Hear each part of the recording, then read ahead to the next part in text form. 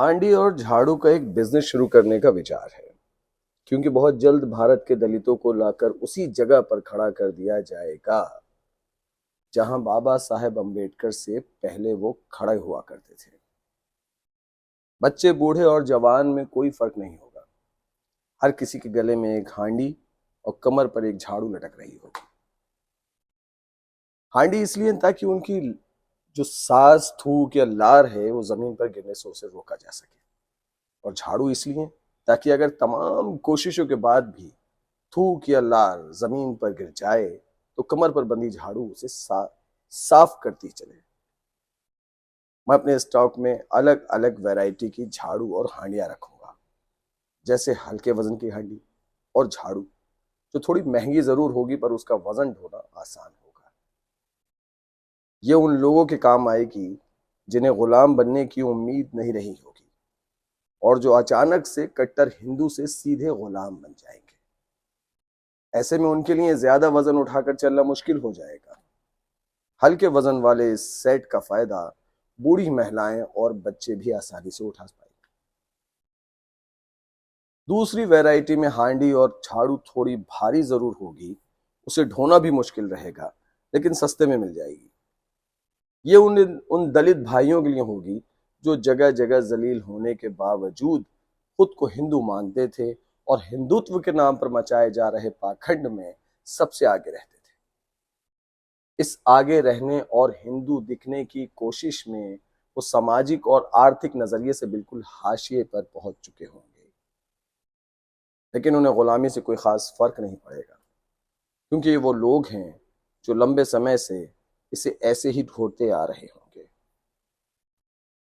दलित औरतें खास वर्ग की औरतों के गुलाम होंगी और मर्द उनके मर्दों के गुलाम, जैसे पहले हुआ करता था। इमेजिनेशन करते हुए मुझे ये सब अच्छा नहीं लग रहा है, लेकिन क्या करें, लोग खुद ही अपने मुकद्दर लिख रहे हैं और एक अच्छा बिजनेसमैन वही होता है जो डिमांड के साथ चले। भारत में हो रही तमाम छोटी बड़ी घटनाएं ये बता रही हैं कि कैसे एक ताकत भारत को अपने हाथों में लेने के लिए बेताब है। ये कोई और नहीं बल्कि सनातनी कट्टरपंथियों का एक धड़ा है, जिसका आज के भारत में मुख्य केंद्र आरएसएस है। इसके बारे में सरदार वल्लभ भाई पटेल ने कहा था कि आरएसएस पागलों का एक झुंड है और इस पर सदा के लिए पाबंदी लगानी चाहिए। 1925 में पैदा हुई आरएसएस की बुनियाद ही हिंदू राष्ट्र के सपने के साथ रखी गई थी। इस संस्था का सपना था कि आर्यों की खोई हुई ताकत को वापस पाकर भारत को एक हिंदू राष्ट्र बनाया जाए और वर्ण व्यवस्था के साथ इसका संचालन किया जाए। इसके लिए आरएसएस ने कितनी बार और क्या क्या कोशिशें की हैं, इस पर विस्तार से एक वीडियो बनाने की जरूरत है। फिलहाल बात आज के भारत की। आज के भारत की अगर बात की जाए, हिंदुस्तान के हर छोटे बड़े संस्थान में आरएसएस अपनी पैठ बना चुका है।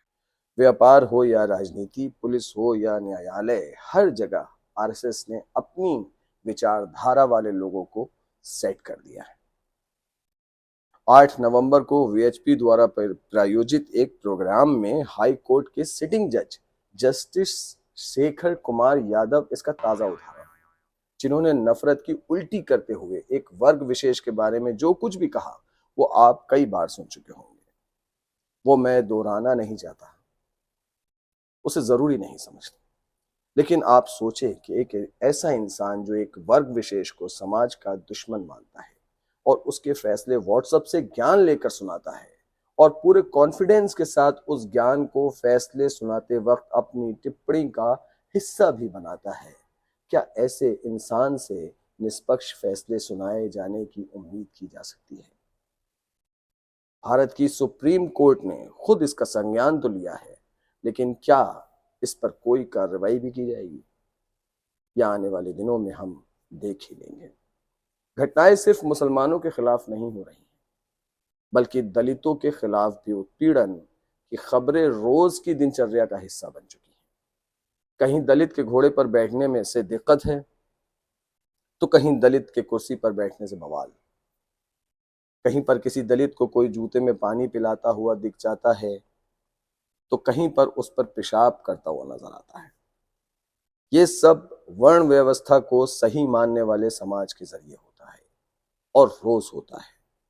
बस ये खबरें आप तक पहुंचने नहीं दी जाती ताकि एक आम दलित का हिंदू होने का भ्रम बना रहे।